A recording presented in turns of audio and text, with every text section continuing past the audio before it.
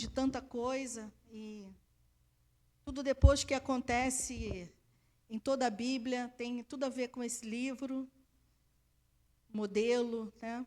Queria começar lá no versículo 1 também, não tem como errar. A gente sabe até de cor, né? Como é que começa? No princípio, criou Deus os céus e a terra. No começo, no princípio. E aqui nós vemos a Bíblia, ela sem nenhuma preocupação, o escritor, né, Moisés, que foi o escritor dos primeiros 5 livros, chamado Pentateuco, sem nenhuma explicação, sem nenhuma preocupação de explicar Deus, né? Ele não começa a dizer, explicando Deus, quem era Deus. Ele simplesmente diz que no começo Deus criou. E às vezes a gente se vê numa obrigação de explicar para as pessoas quem é Deus, né? E as pessoas se sentem nesse direito de ter uma explicação de quem é Deus. E gente que nem lê a Bíblia. Interessante que questões muito menos importantes do que essa, as pessoas gastam uma vida pesquisando. Olha, aquele escritor demorou não sei quanto, a vida inteira nessa pesquisa para escrever esse livro. Obrigada, pastor. E pessoas que gastam a vida inteira numa pesquisa, numa busca, e as pessoas querem sentar com você e perguntar, quem é Deus? Então, para aprender um pouquinho sobre Deus, é preciso uma vida caminhando com Ele. Porque é experiência com Deus, as pessoas precisam experimentar Deus. E isso, experiência é caminho andado, né? Como é que você pode passar o que custou uma vida para você? Uma caminhada experimentando Deus, né? Então, o livro começa assim, a Bíblia começa assim, que no começo, Deus criou os céus e a terra. E tudo começa com Deus. Ele é o alfa, a primeira letra do alfabeto grego, ele é o alfa. Ele é o começo. Não tem como começar nada sem Deus. Nada, nem a nossa vida, nem um empreendimento, nem um ministério, nem uma família, nem uma igreja. E há pessoas dando tantas cabeçadas aí porque querem começar coisas e fases e situações na vida sem Deus. Quando Ele é o começo de todas as coisas. Ele é o alicerce, Ele é a estrutura. O Salmo diz que se o Senhor não edificar a casa, em vão trabalhos que a edificam. Ou seja, Ele é o alicerce. Ele é onde nós edificamos a nossa vida. Ele é o começo de tudo. Ele vinha andando um pouquinho no livro de Gênesis, nós vamos ver que ele se encontrava com aquele casal no Éden, na viração do dia, porque na viração do dia, ao pôr do sol, né, eles dizem que há uma estrela, que a primeira estrela que aparece ali mostra que é a viração do dia. Então, Vênus. Então, ele dizia por aquele casal, olha, eu venho na viração do dia porque o seu dia começa e termina comigo. Porque na viração do dia, terminava um dia e começava o outro. E Deus estava dizendo para aquele casal, o seu dia termina comigo e o seu dia começa comigo. Então, Ele é o começo de todas as coisas, né? E o versículo continua, que no começo, que no princípio, Deus criou os céus e a terra. Versículo 2, e a terra era sem forma e vazia, e havia trevas sobre a face do abismo, e o Espírito de Deus se movia sobre a face das águas. Esse verbo se movia, pode voltar lá, isso, pode ficar aí, daqui a pouco eu ando um pouquinho. Esse verbo que nessa versão está se movia, na verdade, é o verbo pairar, como se fosse uma ave voando, mas sempre em cima do mesmo local, pairava, planava, né? A Bíblia lá na frente nos apresenta, no dia do batismo de Jesus, a Bíblia nos apresenta o Espírito Santo como uma pomba, como essa ave, o Espírito Santo pairando, sobre as águas. E diz o seguinte, vamos para o versículo 4. Diz assim: então Deus disse, haja luz, e houve luz. E nesse comecinho, entre o versículo 3 e o versículo 4, nós vamos vendo a trindade, ou a triunidade, presente ali. A Bíblia diz que, no começo, quem criou? Deus. Mas quem pairava sobre a face das águas? E o que Deus fez?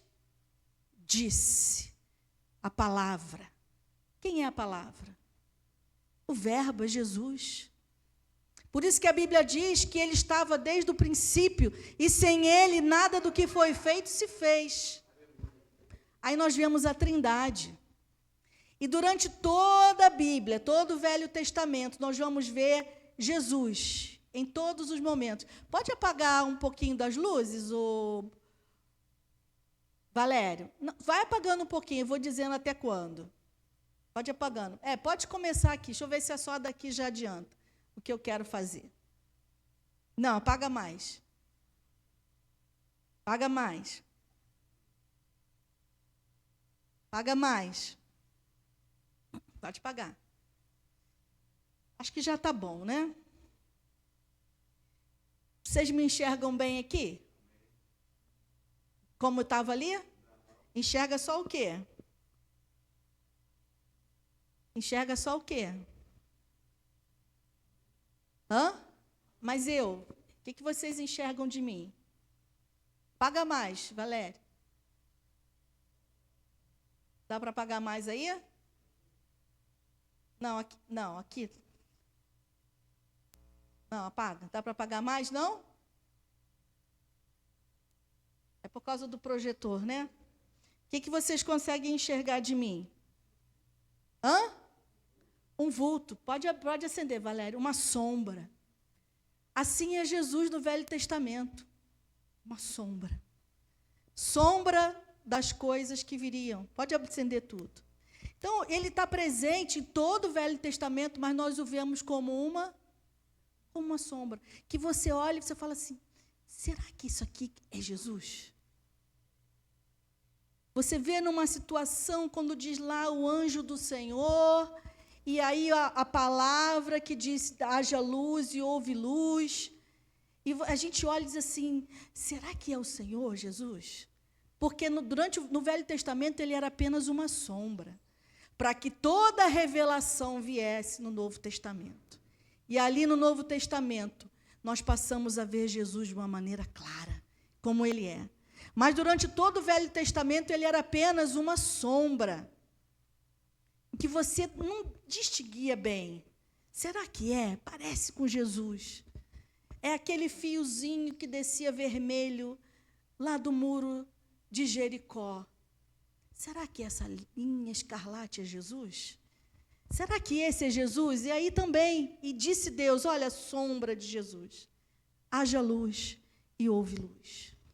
E aqui nós vemos um princípio que Deus nos ensina, que ele viu aquela situação, a terra era como? Sem forma, vazia, a terra era um caos. Mas nosso Deus, ele não se debruçou sobre aquela realidade, que era uma realidade, não era mentira, era o caos. Mas ele não se debruçou sobre aquilo ali e começou a dizer, realmente, é tudo um caos. Está vazio, está sem forma. Mas ele olhou para aquela situação e ele abriu a sua boca e ele declarou a transformação. Ele declarou o que ele queria ver naquela situação, que não era caos, que não era vazio. O que Deus queria ver ali? Qual a palavra que ele libera, gente? Luz. E assim ele nos ensina. Que muitas vezes não é que a gente nega a realidade. A realidade é essa. Mas o Senhor nos diz, abra a sua boca e diga o que você quer ver criado nessa situação. Nós não vamos dizer que a pessoa não está perdida. A pessoa está perdida. Mas nós vamos abrir a nossa boca e dizer, Senhor, que haja luz. Senhor, que essa pessoa caia em si. Senhor, eu já vejo e eu quero ver, me ajuda a ver essa pessoa entrando pelas portas da igreja, me ajuda a ver essa pessoa aqui em cima ministrando, me ajuda a ver essa pessoa no ministério realizando a tua obra. Então, abrimos a nossa boca para declarar aquilo que Deus quer fazer daquela situação. A transformação. Então, o Senhor nos diz para que a gente não declare nada que a gente não queira ver materializado. Para que a gente fale a solução. E não é confissão positiva, é confissão da palavra de Deus. Porque a gente não nega a realidade. Não é você dizer, não, eu não estou com dor de cabeça. Essa dor de cabeça não existe. Ela existe. Essa pessoa não está doente, a pessoa está doente, mas o que você quer ver ali? Cura. Então, a palavra que sai dos seus lábios sobre a vida daquela pessoa e na sua oração são palavras de quê? De cura. O Senhor nos ensinando isso.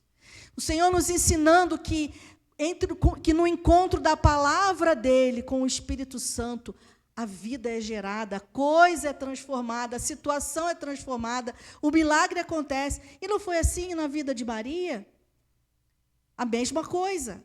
O anjo se apresentou para Maria e diz, Deus quer gerar um filho em você, filho do Altíssimo. A palavra, essa foi a palavra liberada. E ela recebeu a palavra e disse, se faça em mim a vontade do Senhor. E o anjo disse, descerá sobre você o Espírito Santo. E o poder do Altíssimo te envolverá. Não foi o que aconteceu ali? O Espírito Santo pairando sobre aquela situação. A palavra de Deus sendo liberada, haja luz.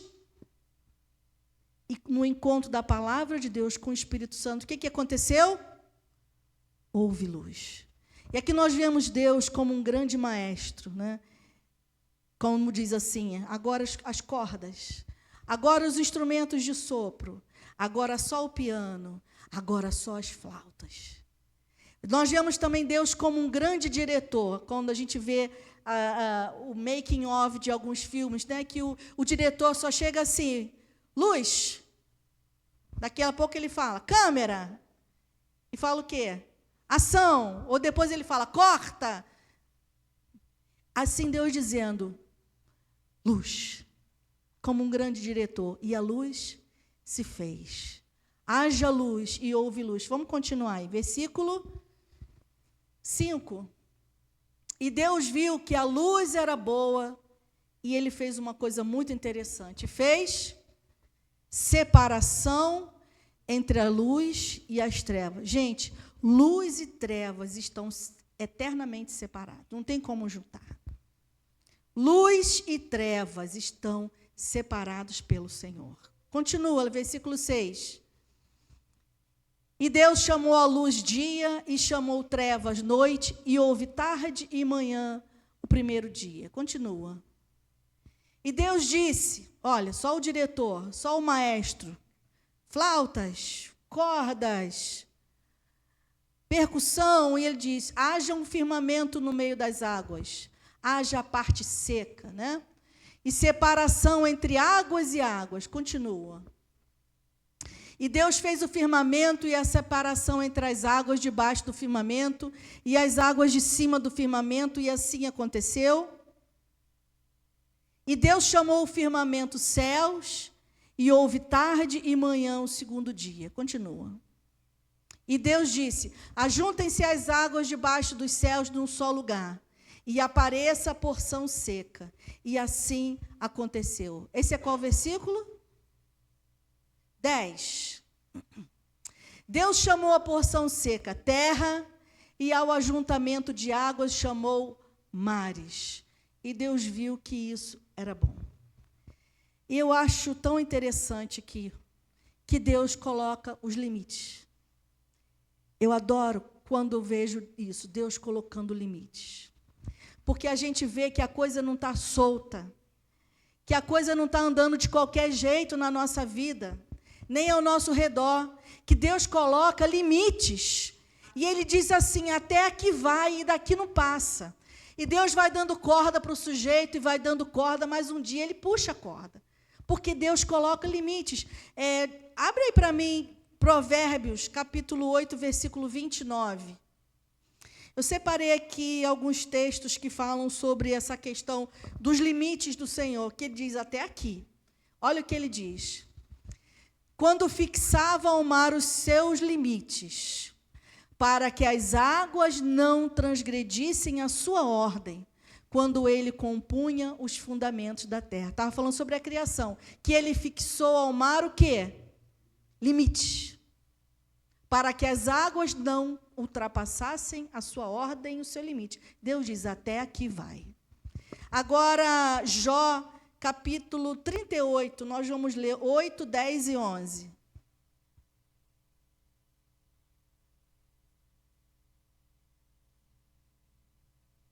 Foi? Aqui eu não escrevi aqui. Senão eu lia. Jó, capítulo 38, versículo 8. Isso. Ou quem encerrou o mar com portões, quando irrompeu do ventre? 10. Quando eu lhe pus as nuvens por vestimento e a escuridão por fraldas. Essa é uma versão diferente, né? Esse é o 10? Não, eu queria que do 8 pulasse para o 10. Agora vamos para o 10, aqui eu expliquei direito. Olha só, quando eu lhe tracei limites e lhe pus ferrolhos e portas. Versículo 11. E disse, olha que coisa maravilhosa. O que Deus diz? Até aqui pode chegar. Mas deste ponto não passará. Aqui se quebrará as suas ondas. Irmãos, que a gente possa pensar nas circunstâncias que parece que fugiram do nosso controle. Elas podem até ter fugido do nosso controle, mas não fugiram do controle de Deus. Que Deus diz assim, até aqui você pode chegar, mas desse ponto não passa. E Deus traça uma linha e diz, até aqui vem. Jeremias, vou ler só mais esse sobre o até aqui de Deus. Jeremias capítulo 5, versículo 22. Que a gente possa lembrar que há limites, que Deus coloca limites nas pessoas, nas circunstâncias, nas situações, e ele diz assim, Jeremias 5, 22. Por que não me temem, diz o Senhor? Por que não tremem diante de mim? Pois fui eu que pus a areia como que? Limite no mar. Limite eterno, que ele não irá ultrapassar. Ainda que se levantem as suas ondas, e elas se levantam, elas não prevalecerão. Ainda que bramem, não passarão o quê? Daquele limite. Que nós possamos hoje nos lembrar desses limites do Senhor e colocar nas nossas orações esses versículos, dizendo, Senhor, o Senhor colocou limite nessa situação. O Senhor colocou limite nessa pessoa. O Senhor colocou limite. Eu estava me lembrando da situação ali, quando Davi trazia a arca de volta para Jerusalém, quando, um dia eu vou pregar sobre isso, o título, quando os bois tropeçam. E ali, quando os bois tropeçaram, e tanta coisa aconteceu, a festa parou, a música parou, acabou tudo, foi uma tragédia, depois você pode ler. Deus estava dizendo para Davi, olha, eu deixei as coisas virem até aqui. Eu deixei você fazer do seu jeito até aqui. Mas basta. E tem horas que os bois tropeçam e Deus diz, chega, até aqui. Vem a festa, mas Deus diz, até aqui. Você fez do seu jeito. Você sabe por que tem essas argolinhas na arca, Davi? Essas argolinhas têm um significado. Quem foi que ensinou você a colocar a arca em cima de carro de boi? Filisteu. Porque era só o que eles sabiam fazer. E Deus deixou fazer. Porque eles não sabiam mais do que aquilo. Mas você não. Você tem toda a palavra. A arca não se leva em cima de carro de boi. A arca se leva nos ombros dos sacerdotes. Então, você fez do seu jeito? Até a página 2. Então, assim também, tem horas que Deus deixa os bois tropeçarem para mostrar para as pessoas que as argolas têm um significado. Por isso que ele botou a argola na arca. E depois vamos ver a história, um outro dia a gente fala sobre isso. Então, irmãos, os limites de um Deus soberano, que uma hora ele diz, chega. Uma hora ele diz, basta, até aqui. E glória a ele por isso, porque senão a gente estava perdido. Porque as coisas saem do nosso controle, mas entender que não saem do controle de Deus. Versículo 11. Deixa eu ver aqui. Perdão, já estou lá em Gênesis. Voltei para Gênesis. Gênesis, versículo 11. Vamos ler o 11, 12, 13. Vamos ver até onde vamos caminhar hoje. Esse aí. Aí Deus diz... Falei sobre isso, acho que na conferência de mulheres, né?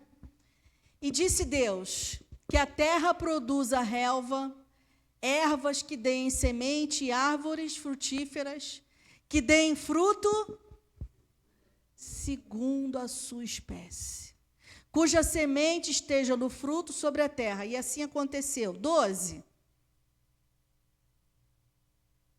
Esse é o 12?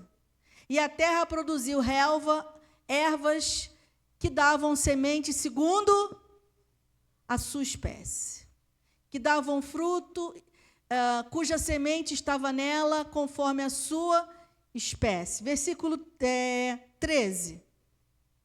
Houve a tarde e amanhã o terceiro dia.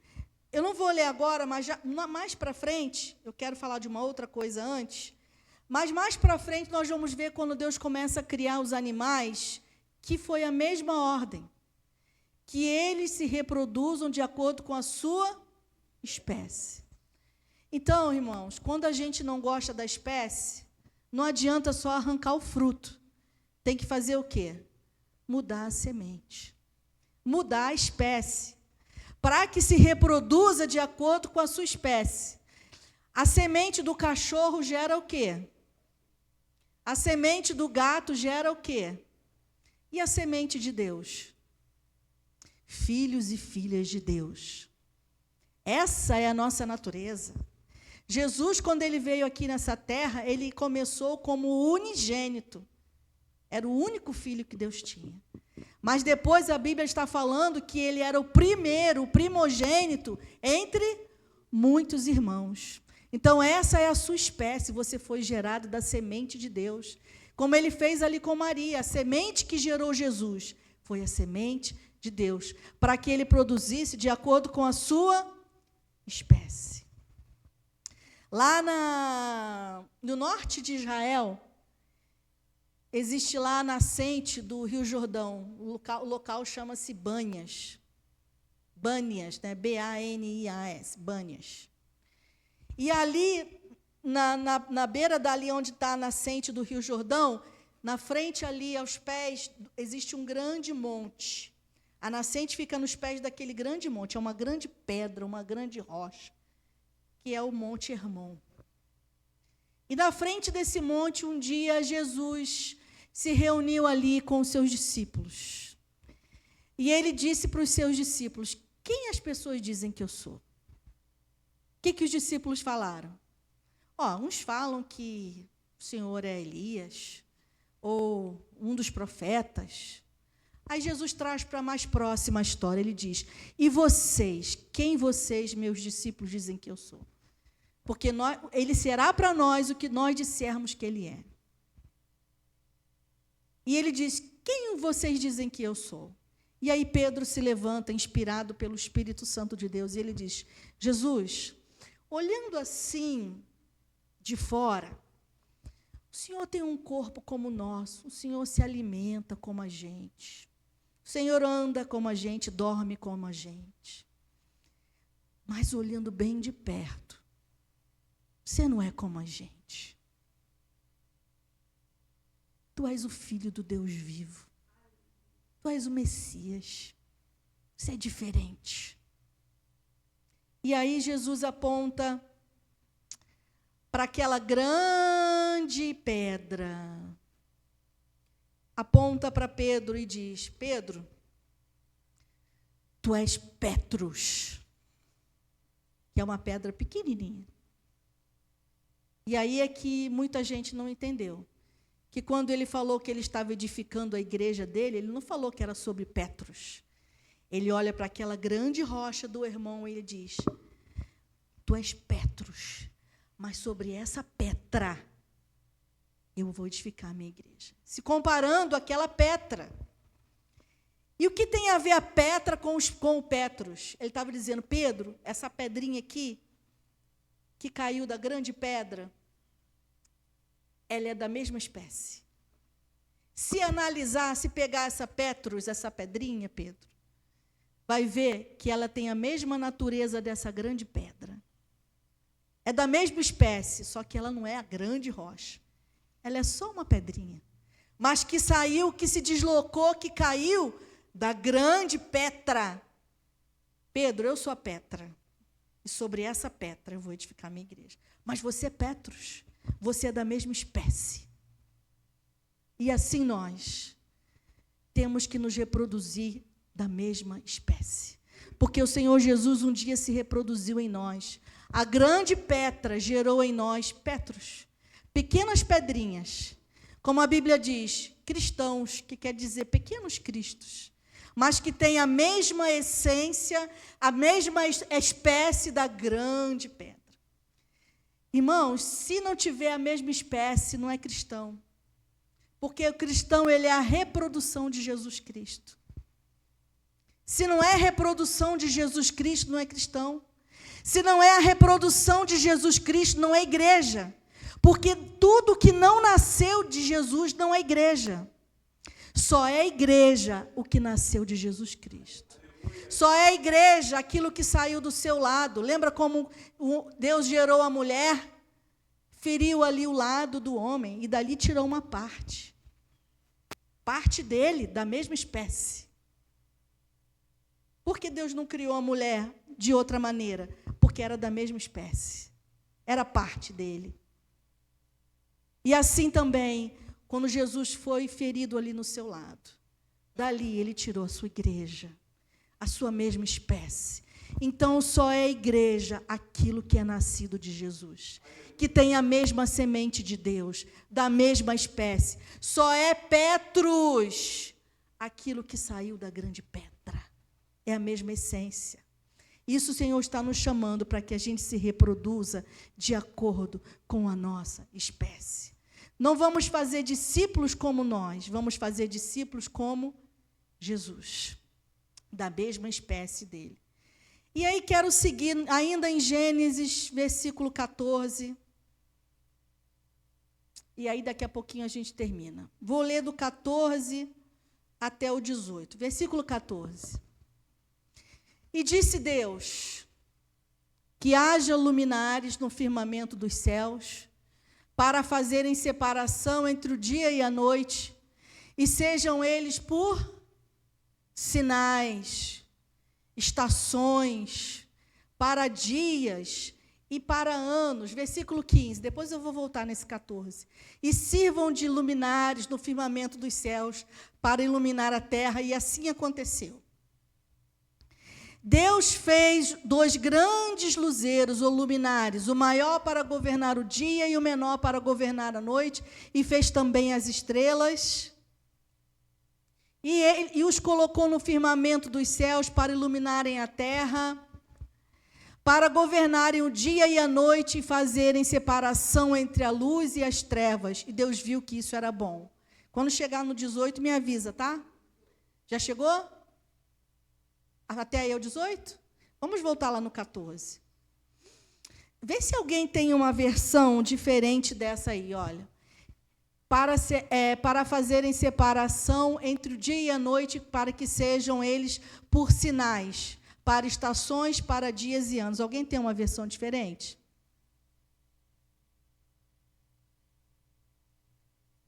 Não? Está tudo igual?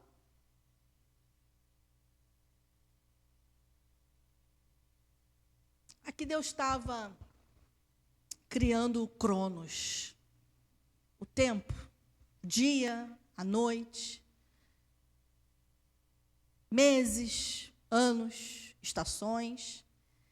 Mas existe uma palavrinha ali no original, eu acho que é a palavra onde está escrito sinais, que é a palavra em hebraico chamada moedim. M-O-E-D-I-M. Pode ser moed, que é o singular, e esse moedim é plural, os sinais. E esse moedim que diz aí, é o que a gente coloca no... Não sei se você já ouviu falar em kairos ou kairós. São os dois tempos, né? Cronos, que o nosso ano começa quando? O ano nosso começa quando? No nosso Cronos. Quando? De janeiro? 1º de janeiro, é o nosso Cronos. Que o nosso dia tem quantas horas? 24 horas. Quantas estações nós temos? 4 estações. Cada estação dura quantos meses? 3 meses. Esse é o Cronos. Mas quando a Bíblia fala que ele, para que eles fossem sinais, essa palavra moed ou moedim significa tempo determinado ou encontro marcado. E aí que é o kairos, que é o tempo determinado por Deus, que sai do Cronos, que é o encontro marcado que sai do Cronos. É quando Deus invade o nosso tempo. Não era hora disso, mas era a hora de Deus, era o kairos, era moed, encontro marcado, era sinal. As festas do Senhor, que as pessoas dizem que são as festas de Israel, não são as festas de Israel. A Bíblia, quando fala das festas, diz que são festas do Senhor. São aquelas festas, né? Acho que são 9 festas. Páscoa, Ano Novo, que mais que tem? Pentecoste, Tabernáculos. Essas festas, elas são, se pegar o calendário judaico, elas se referem a moedim, que são os tempos assinalados pelo Senhor. O que isso tem a ver conosco? Tudo. Que a nossa vida não é só movida pelo Cronos, mas a nossa vida é movida pelo kairos ou kairós do Senhor. Que a qualquer momento Ele pode invadir o nosso tempo, a nossa história, e fazer o que Ele quiser na nossa vida. Mas não era hora disso, mas para Deus era hora. Irmãos, eu comecei a trabalhar onde eu trabalho hoje. Quando que um ano letivo, quando que você consegue um emprego numa escola, que o ano letivo começa em fevereiro e termina em dezembro? Quando que você começa a trabalhar na última semana de agosto?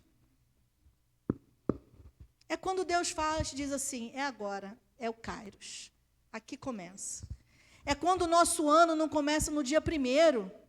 O nosso novo ano pode começar quando Deus quiser que ele comece. É um Deus que não paga a sua conta no dia 30. Ele paga quando ele quiser pagar. Mas não era dia 30, mas veio antes, porque é o kairos do Senhor. É quando ele com moed, são os seus sinais, são as suas estações, que às vezes é inverno do lado de fora, mas você está vivendo a primavera de Deus na sua vida. Ou o contrário, às vezes é verão do lado de fora, mas aqui dentro, na sua circunstância, você está vivendo o inverno. Então, são esses sinais, são essas estações, é o kairos que independe do cronos. Por isso, espere Deus se mover na sua história a qualquer momento. Mas não era hora de acontecer, mas Deus determinou que acontecesse. É quando Deus diz para Isabel e para o seu marido, vocês vão dar à luz a um filho, mas não é mais tempo, eu digo quando é tempo. Quando Deus diz para Sara e Abraão, daqui a 1 ano vai ter um neném aqui nessa casa.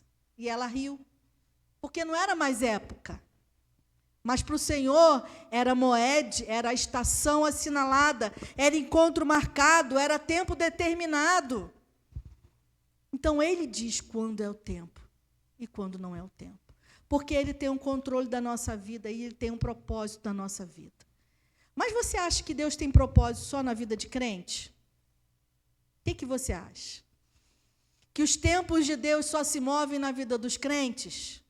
Gente, que exemplo que nós temos em Raabe, a prostituta de Jericó. que tinha a sua casa onde? Num lugar estratégico determinado por Deus. Mas Deus faz isso, mas Ele é santo, santo, santo, sim, mas Ele trabalha na vida da prostituta, prostituta e prostituta. Porque é o seu propósito. Colocou a casa daquela mulher num lugar estratégico no alto daquele muro, para que um dia os seus espiões pudessem estar ali dentro.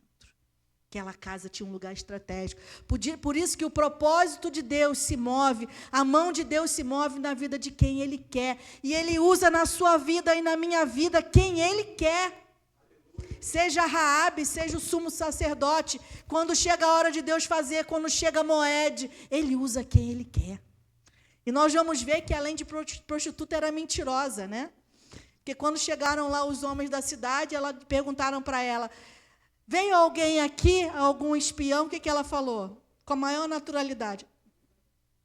Já foram embora. Deus podia usar crente ali, gente? O que o crente ia falar? Ia começar em línguas, bater o pé e ia dizer, está lá na cozinha, está lá escondido, pode ir lá e pega. Então, eu não podia usar crente, porque crente vai falar a verdade. Porque, muitas vezes, o propósito é maior que o princípio. Deus usa, o princípio é maravilhoso, sim. Temos aí na Bíblia o Velho Testamento cheio de princípios. Foi suficiente para nos salvar? Não. Eles são importantes? São. Que nos guiam, é o norte da nossa vida. Mas o mais importante para Deus é o propósito. E naquele momento, Ele precisava daquela mulher, do jeito que ela era, aquela casa no alto do muro, ponto estratégico para fazer a sua vontade no seu povo, Moed. E daquela janela, qual foi o sinal que ele estabeleceu para salvar a sua família? O fio escarlate. Gente, quem é aquele fio escarlate? É esse fio escarlate que percorre toda a Bíblia. Essa linha de sangue que começa lá no Éden, quando Deus matou um animal para cobrir a nudez e o pecado do homem. Esse sangue, essa linha escarlate que vai percorrendo toda a Bíblia até chegar em Jesus. Um sinal para nos mostrar que Deus usa quem Ele quer, na hora que Ele quer, no seu propósito, no seu tempo determinado, Moed do Senhor. Para que a gente deixe um pouquinho essa nossa religiosidade e entenda que Deus se move onde que Ele quer se mover. Há uns dias atrás, estava falando do encontro que o filho pródigo teve, que não foi dentro da sinagoga, não foi dentro da igreja, foi lá dentro de um chiqueiro, no pior momento da sua vida, no maior buraco da sua vida. Não tinha gente cantando, não tinha teclado fazendo fundo musical, não tinha ninguém fazendo apelo, vem aqui na frente se você quer Jesus, mas que Deus age onde Ele quer agir, que é Moed do Senhor na nossa vida. Hoje eu vou parar por aqui, outro dia a gente segue Gênesis, mas que o Senhor possa fazer germinar no nosso coração as sementes que Ele plantou no nosso coração nessa noite. Os princípios desse primeiro capítulo. Vamos orar? Senhor, muito obrigada pela Tua palavra, semente de fé no nosso coração. Palavra que nos levanta quando nós estamos